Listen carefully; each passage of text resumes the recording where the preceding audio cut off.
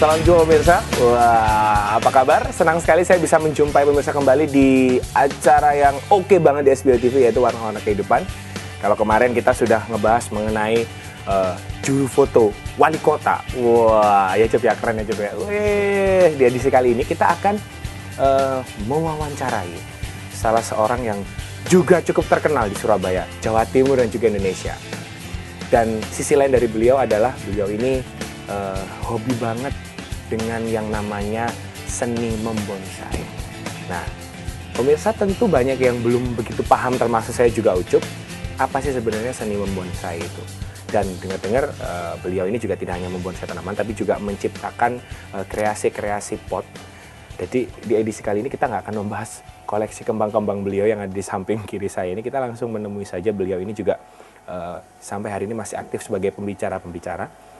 Karena beliau juga termasuk salah satu anggota dari Dewan Pendidikan. Kita langsung saja.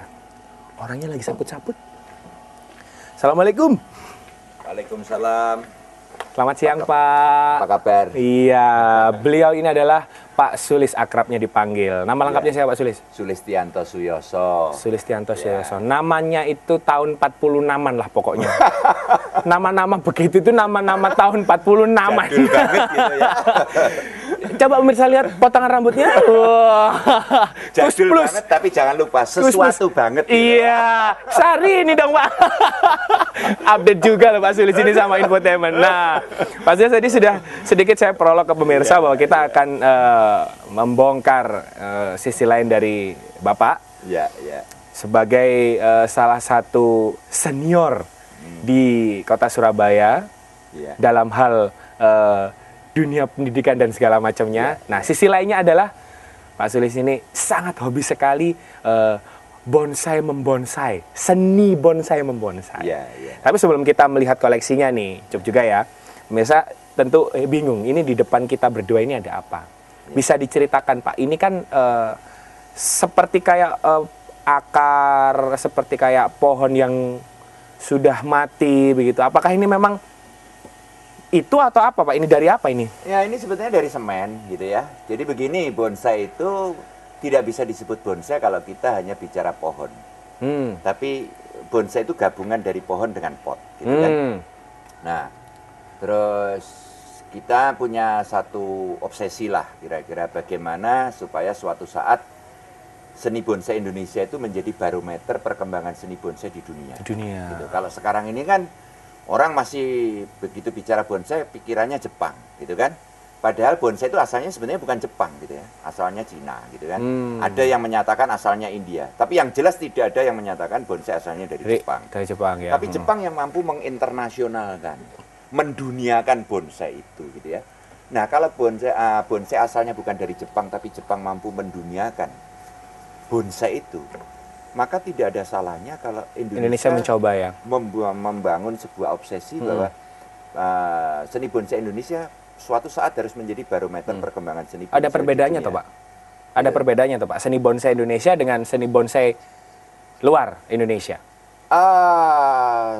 Karena alam Indonesia dengan segala jenis flora faunanya cukup berbeda dengan negara lain. Tentunya Indonesia harus membuat seni bonsai itu yang berkaca kepada alam Indonesia. Gitu. Mempresentkan begitu ya, mewakili Indonesia. Alam Indonesia gitu. Nah, kenapa saya mengajak teman-teman untuk membangun sebuah obsesi bonsai itu menjadi barometer perkembangan bonsai Indonesia menjadi barometer perkembangan seni bonsai di dunia.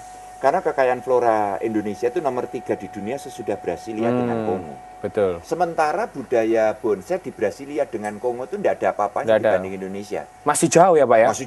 Masih jauh gitu ya. Maka kalau Indonesia mempunyai obsesi seperti itu, sebetulnya tidak muluk-muluk amat. Tinggal punya kemauan atau tidak dan punya keyakinan atau tidak untuk bisa untuk mengembangkannya. Tadi saya katakan bonsai itu tidak bisa disebut bonsai kalau hanya tanaman. Bonsai itu gabungan dari tanaman dengan pot, gitu kan? Maka supaya tadi ada ciri khas Indonesia, saya mengajak teman-teman untuk juga memikirkan dari sisi potnya. Oke. Nah, model pot yang semacam ini belum pernah ada di dunia. Gitu. Belum ada di dunia ya Pak ya? Di garis bawahi pemirsa, jadi kreasi dari Pak Sulis ini, pot ya, dalam tanda petik, Cup jangan mundur-mundur kamu nanti Cup, itu jatuh kamu tanggung jawab loh. Ini baru pertama kalinya ada, tapi sudah di ini ya, sudah mulai dipakai oleh teman-teman. Udah, dan sudah ada beberapa teman yang sebetulnya juga melakukan kreasi yang sama, walaupun mungkin gayanya bentuknya berbeda. beda.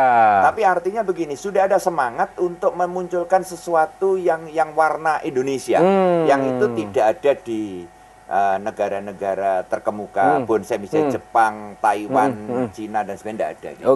Oke. Ini salah satunya kita.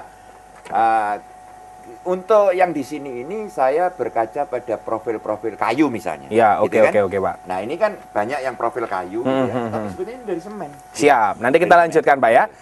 Di segmen berikutnya saya akan masih sedikit membahas mengenai pot ini karena menarik adalah modelnya, kemudian seninya seperti apa. Kita akan lanjutkan nanti ngobrol. Nah itu Pak, pot ya? yang di sana itu alam itu menggambarkan siap. alam. Itu. Rahasiakan dulu Pak. Setelah yang satu ini kita akan kembali lagi ya Pak ya, tetap di Warna-Warna Kehidupan.